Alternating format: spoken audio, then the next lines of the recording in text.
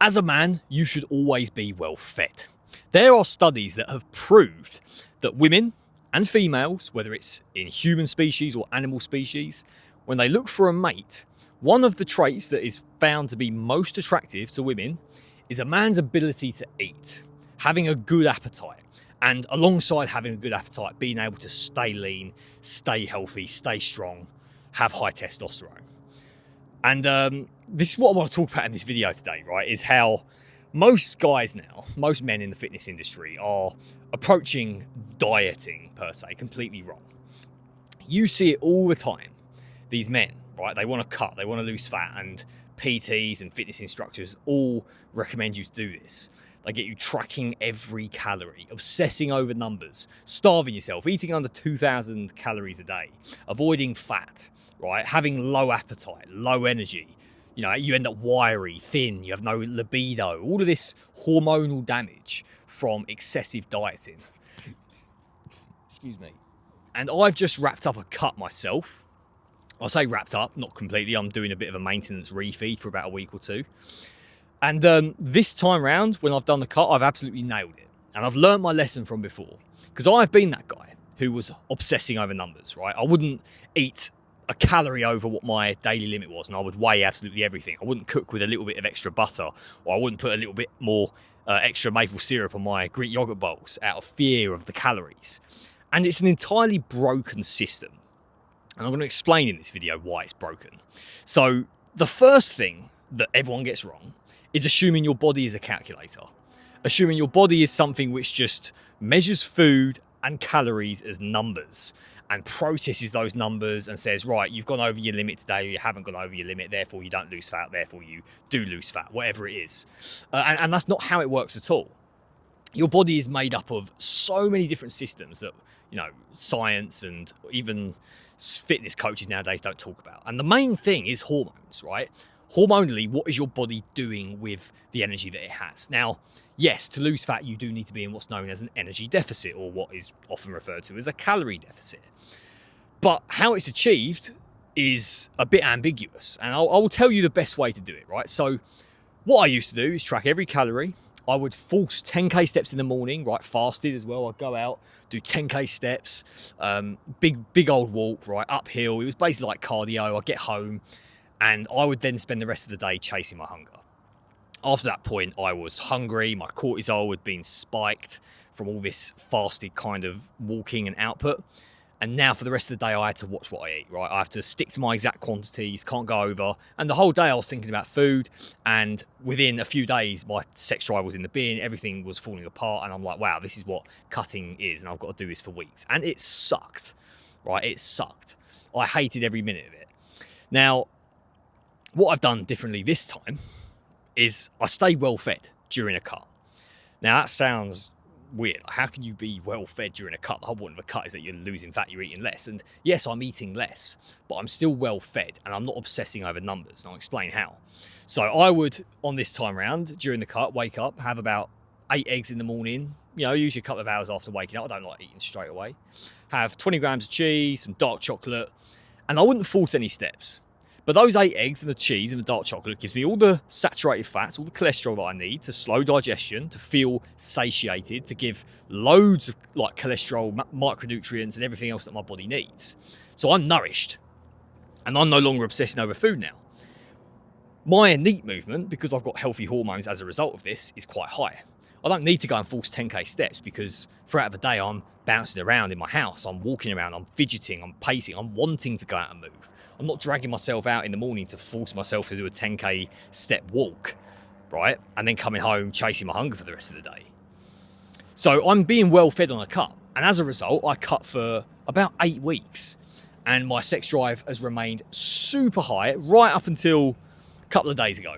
And that's why I'm like, right, it's time for a bit of a maintenance refeed. That happens when you do a cut, right? It's to an extent unavoidable. But I've got to that point and here I am. Whereas before I was dealing with those problems all the way through the cut. Low energy, irritability, constantly thinking about food. And to go back to what I said at the start about the traits of masculinity, and one of those traits being able to eat food. It's not just being able to eat food, it's able to eat food and stay lean. Because one thing that calorie deficit guys never talk about is something called metabolism upregulation, right? In other words, when your hormones are dialed in, when you have high testosterone, when you have a good thyroid and you eat more calories, so you've gone over your daily limit, if it's whole food, you will then upregulate, right? Your thyroid turns up the pace, your metabolism turns up, and you move more subconsciously. You do more, you fidget more, you use more energy because it's available, and because when you've got good hormones, that's what you do. The reason why so many men gain weight when they eat too many calories is because they are eating the wrong calories, and those calories are fucking up their hormones. And because they've got fucked up hormones, when they eat more, they get lazy. Instead of eating more and wanting to move more, they eat more and want to sleep or want to sit down, or, oh yeah, I feel full, I feel lazy. That's where this whole stigma of avoid calories, don't overeat comes from. It comes from the wrong approach, not looking after your hormones. When a man has high testosterone, he can eat like a fucking bear, right? And put away calories and stay lean, or get leaner, or gain muscle while staying lean because you have good insulin sensitivity, good hormones. Those nutrients go to the right places. It all comes down to the thing that I said at the start. As a man, you should be well fed. What happens when you're not well fed? Well, when you have a low appetite, right, you are signaling to your body a state of scarcity. So everything does the opposite. It downregulates. Now your metabolism is slower. Now your thyroid is less active. Now your testosterone production is lower. Everything starts to go down. So then guess what happens? Guys start reducing their calorie intake even more to keep up with that. And before you know it, you're in this obsessive cycle of, oh, I can't eat that, I've got to maintain my calorie deficit. And you're walking around looking like a living corpse. Because that's not what's supposed to happen, right? You can stay lean and still feel good and eat good, right? When I cut this time round, the good time round, I was probably eating about 2,300 calories a day, but that's not forcing steps. That's basically just living in my house and lifting 3 times a week. I'm a fitness coach, so I do a lot of meetings.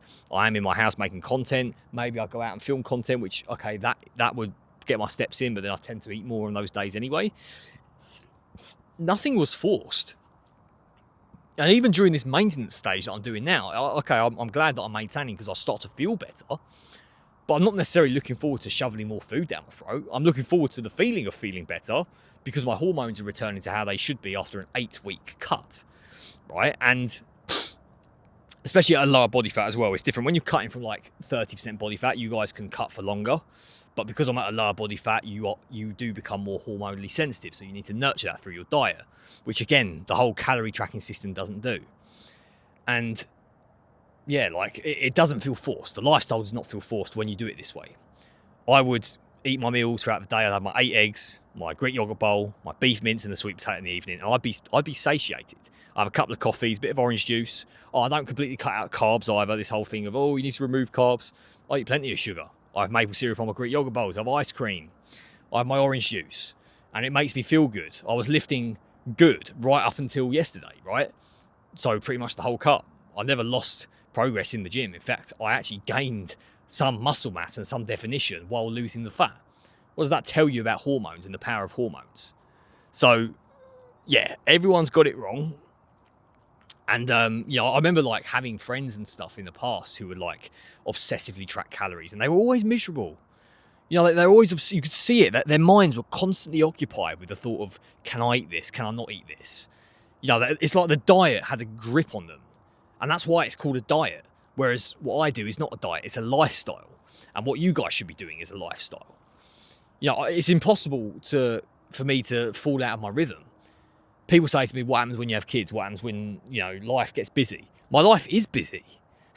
And I don't have kids yet, but I very much plan on having them. And I know for a fact that nothing's going to change because when your habits are dialed in, your hormones are dialed in, you're not going to move away from that because you found a system that works. And the reason why you guys keep on falling off is because you are not following that rule. You are tracking your calories, forcing a lifestyle, going to the gym constantly, training 6 days a week, doing HIIT training, forcing less calories. Like, you're doing everything forced.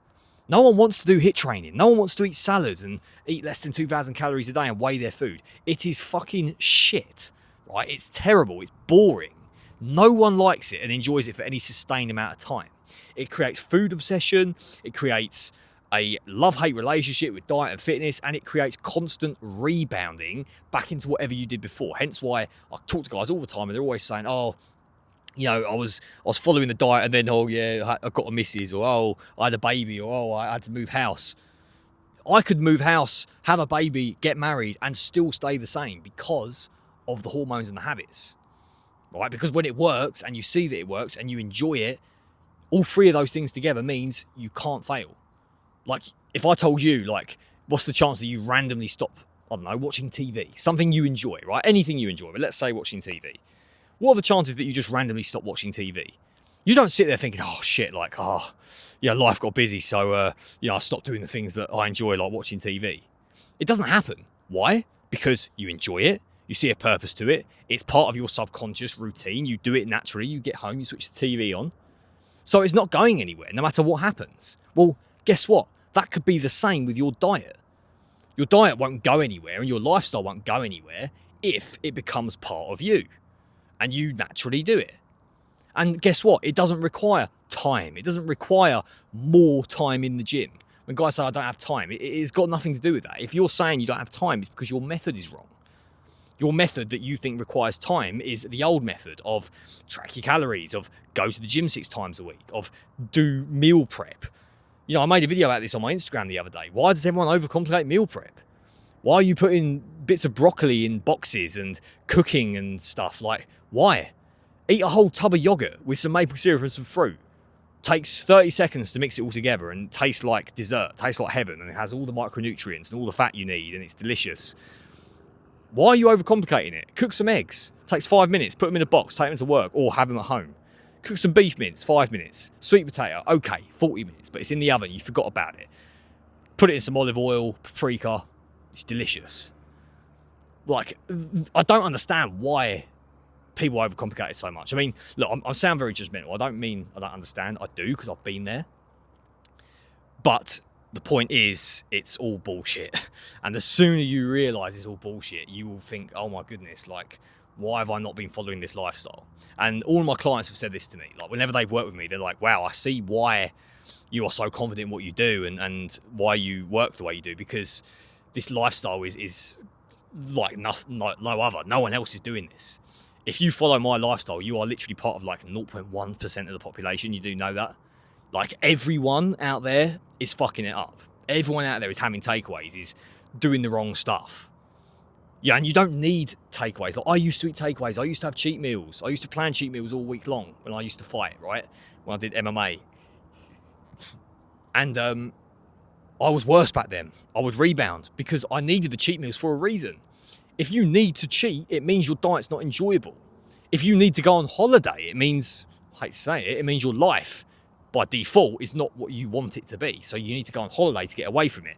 Same with cheat meals. If you need to cheat, then it means your diet isn't satisfying you, so you have to arrange cheat meals. And of course, it's a race to the end. Sooner or later, you're going to go back to falling off because you can't stick to something you hate long term. So what's the solution? Change everything. Find a diet that is genuinely enjoyable. Change your palate. Change your gut microbiome. Learn to crave those whole foods. Learn to crave Greek yogurt bowls and eggs like you crave McDonald's right now. And guess what? You can get to that point, and yes, biologically, that happens in your body, and then you're unstoppable. And then you can eat more. You can eat more. You will naturally move more. You will burn more fat. You will stay high testosterone into your 30s and 40s. Like, I want to shake people and make them realise. I spoke to a guy in my DMs the other day who's 57 years old, and his testosterone reading was 967 nanograms per deciliter, and he's natural. And his blood pressure went from like 140 over 110 or whatever it was down to like 90 or whatever, like whatever the blood pressure reading was. I'm not a doctor, I don't really do blood pressure, but it was a big difference. And he's 57 years old. Like, anyone can do it. There's no excuse. It's just down to your choices and your lifestyle. And yeah, like little things as well, like getting the sun. Everyone thinks the sun's bad. The sun's not bad for you, right? Like, the sun is not bad for you. The sun is only bad for you if you eat a shit diet. Everyone's like, oh, but the studies say that too much time in the sun increases your aging. Yes, and those studies are done on people that are also eating processed food. Maybe it's the processed food that's aging you, the processed food that's damaging and mutating your cells due to the unstable fats and all the horrible stuff that your body doesn't even know what to do with. That's causing the aging process, causing your body to react negatively to the sun, which has been around for thousands and thousands of years. And every form of life thrives off. It's a form of energy. You feel good sitting in it for a reason. You're not meant to burn. When I was younger and I used to eat processed food, I would burn in the sun within 20 minutes. In the British sun, right? And I'll put sun cream on, still burn after 40 minutes. Now I can sit in the British sun for 3 hours. I'm not even exaggerating, and not burn at all in peak hours. Well, the closest I came to being burnt recently was in Malta, in the Mediterranean sun, sat in it for 3 hours, and the only part that got burnt was the part that had been exposed all week, which was a little bit on my shoulder. And it wasn't even burnt, it just started to peel a little bit. It wasn't like a proper full-on sunburn. It was just peeling. So, yeah, what does that tell you? And I come from a Scottish family, which is low on the melanin scale, right? Naturally pale, naturally fair-haired. I'm not a dark-skinned person by any stretch. You know, everything you've been taught is bullshit, is a lie. You're a man. You should eat good, feel good, right? Stay active, lift heavy, fuck the cardio, do lots of walking, learn to enjoy life. It's like the lifestyle should be... So it should be enjoyable, right? It should make you feel good. And if it's not making you feel good, you're doing something wrong. Well, I think I've said everything I want to say anyway. Because yeah, I don't know. Like it's just, I was lost for such a long time. You know, I was fighting, right, as an MMA fighter, training 6 days a week, tracking every calorie, planning my cheat meals, and life was just like, ugh. You know, it was a forced lifestyle. I would cut weight for a fight, finish the fight, overeat for a week, gorge on cakes and shit, and reward myself. And I'd feel guilty. I'd be like, why am I doing this? And I'm like, now I've got to lose it all again. And how am I going to sustain this? And people are literally living this life. Meanwhile, they will try and defend it and be like, oh, but the science says this. Fuck what the science says. Who cares what the science says if your body tells you differently? The science says this, but your body is telling you something completely different. What are you going to trust? The science? The scientists which change their studies and beliefs every 10 years? The ones that use man-made metrics for things that have an agenda that get paid off? Or your body? The thing that God made, the only thing that you know is truly real in this world, that you experience reality through. Your body tells you something. Who are you going to listen to? You're stupid if you don't say your body. Right? So when you eat processed food or anything that you shouldn't be eating and you get inflammation, you get brain fog, your stomach is hurting, you get bloated, you get bad skin, what is that telling you? It doesn't matter what the science says. Your body is literally saying, this is harming you, stop. Right? I don't understand the thought process behind defending any of this. You feel good. Yes, like anecdotal evidence is real to an extent. If millions of people are saying, I no longer feel like shit when I eat meat and I eat whole foods, then it's a real thing. Millions of people don't lie like that. It doesn't matter what some controlled study says, which is highly manipulated and taken out of context. If we did a study right now, right, let's say drink drivers. 1/3 of driving accidents come from drink drivers. Oh, that's an interesting statistic. Well, that means 2/3 technically come from non-drink drivers. So you could argue, based purely on statistics, it is safer to drink and drive, because 1/3 of accidents come from drink drivers and 2/3 come from non-drink drivers. But guess what? We all know that it's not safe to drink and drive. You're taking the statistics out of context, and it is no different when they tell you that, oh, cholesterol's bad for your health because we did a study on this number of people and it said when cholesterol was higher, then heart disease was higher. Well, guess what else was higher? Oxidation, stress, processed food. But they don't measure those metrics. They only measure the cholesterol and the red meat. It's silly. It doesn't make any sense. You've got to question everything you've been told. Right? And it all comes down to what I said at the beginning. As a man, you need to be well fed. You need to do the opposite of what all the mainstream fitness industry say. And you will feel good, you will look good, you will perform really good right up until the day you die, right? Look at your just go watch an old film from like the 1940s and look at the men in the films and look at how healthy they all look. They all look so healthy. There's no one with this drained, puffy, inflamed look on their face. They all look relatively, fair, like tan-skinned. They just look good in general. They have that healthy glow. And a lot of people now just don't have it. You look around, everyone looks unhealthy. So use your own judgment, use your own common sense. Look, and if after watching this you're not convinced, then whatever. Like, you do you. I'm not here to help everyone. At the end of the day, my mentorship, my one-to-one coaching, right, is there for men who are really looking to take things seriously, to lock in. If you are one of those people, right, you've been sat on the sidelines, you've been thinking about locking in, you can't quite lock in yet, you don't have the structure, you're struggling with knowledge, you just keep going around in circles, I'm here, right? Book a call with me and we can have a chat. I'm selective at the end of the day on who I work with. So it's not a guaranteed you join, you pay. It's you talk to me, we have a chat, we figure out your situation. If it makes sense, we then discuss working together, right? And if you're serious about locking in, then by all means, you're probably going to be a good fit. So there is a link to book that in the description, to just book a strategy call with me and we can have a chat, see where your situation is and what you're trying to achieve. And obviously subscribe to the YouTube. This weekend, I'm going to be hosting a masterclass on the 25th of July, 6 p.m. By the time this video comes out, it'll probably be like a day before it anyway. But obviously be there if you're looking to take things seriously. You get all the information you need. And obviously follow my Instagram as well, guys. I'm a fitness coach, in case you haven't guessed already. And my Instagram is going to be in the description of this video. So I hope you guys found this useful. I hope you enjoyed the beautiful view as well. It's a nice farm. This farm actually sells raw honey. But yeah, anyway. I hope you guys found this useful, and I'll see you on the next one.